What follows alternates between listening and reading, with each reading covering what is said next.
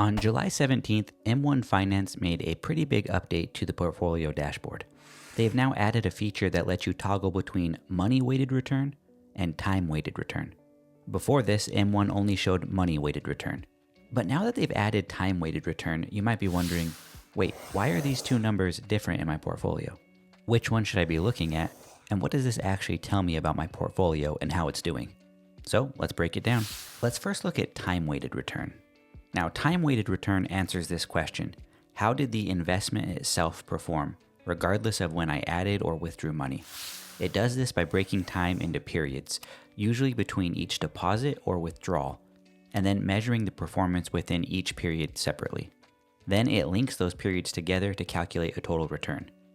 Now, to see this in action, let's walk through a simple 2-year example. Let's say year 1, at the beginning of the year, you invest $1,000 into a stock. By the end of the year, it grows to $1,200, a 20% return. Then at the beginning of year 2, you decide to buy $500 more of that stock, which brings the total value of this investment to $1,700. Now at the end of year 2, that $1,700 grows to $1,900, which is an 11.76% return for this period.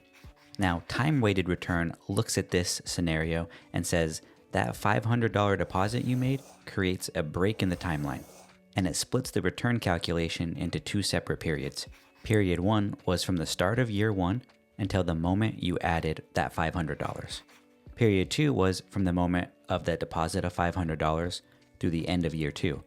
It then calculates the return in each of those periods independently, and it ignores your deposit. Finally, it links the returns together using compounding to show how the investment performed overall, without letting your deposit impact the results. So it focuses only on the investment's performance in each segment or each period, not your timing or your contribution amounts. And to do this, it uses a formula which we can break up into 4 different steps. Step 1, take each period's return and add 1. So it looks like this: 1 plus our return for the period. Step 2, multiply the steps of each period together. Step 3, subtract 1. And then step 4, convert to a percentage. So using our example, let's plug in the numbers to our formula. So step 1, we have 2 different periods. Period number 1, we had a 20% return. So to do that, we would do 1 plus 20%, or 0.20, and that would give us 1.2. For period 2, we had an 11.76% return. So 1 plus 0.1176, which equals 1.1176. Now step 2, we multiply those together. So 1.2 times 1.1176 gives us 1.3412. Now for step 3, we subtract that 1. So 1.3412 minus 1 equals 0.3412.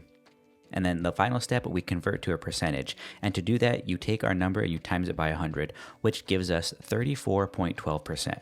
So your time-weighted return is 34.12% over the 2 years. Now remember, time-weighted return focuses purely on how the investment performed. It ignores when or how much money you have added. So this is great for comparing funds, but it doesn't tell your personal story. However, if we talk about money-weighted return, this one is all about you. It answers the question, given how much you invested and when, what was your real return? So using our same example we did earlier, money-weighted return is conceptually trying to answer what consistent return rate would have turned $1,000 at the start of year 1, plus another $500 added at the start of year 2, into $1,900 by the end of year 2. The answer? 15.09%. Now that is your money-weighted return, or your personal investing return based on your timing. But you may look at these two numbers and think, why is the money-weighted return lower than the time-weighted return? Why the difference? Well, the difference is because of when you added most of your money.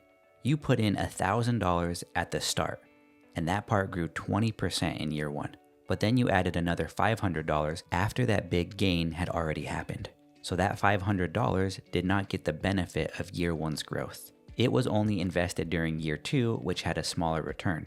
So when you average everything out, your personal return is lower.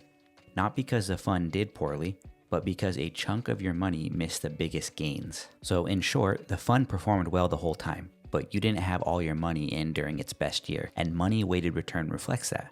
Another way to look at it is like this. Imagine that you take a bus from point A to point C. You get on the bus at point A, and then you ride for 30 minutes to point B. But at point B, you accidentally get off, so now you have to wait 15 minutes for the next bus. After you get on the new bus, you then ride another 30 minutes from point B to point C. Now, time-weighted return looks at this trip and says, from point A to point B took 30 minutes, and from point B to point C took another 30 minutes. So the total time for this particular trip is 1 hour. Money-weighted return looks at the same trip and says, from point A to point B took 30 minutes. You had to wait 15 minutes, and then from point B to point C took another 30 minutes. So your actual trip time was 1 hour and 15 minutes. Both are looking at the same journey, but one is measuring the route time and the other is measuring your actual trip time. Knowing this means that two people could invest in the same exact portfolio, the same allocation, and have the same time-weighted return, but walk away with very different money-weighted returns. Why? Because one investor may have added money when the market dipped, the other might have added money when the market was experiencing all-time highs. Or if we go back to our bus analogy, they both spent the same amount of time on a bus, 1 hour, but their total trip times could be different. So here's the takeaway. Both returns are looking at the same portfolio, but they're answering different questions. Time-weighted return answers the question, how did the investment perform?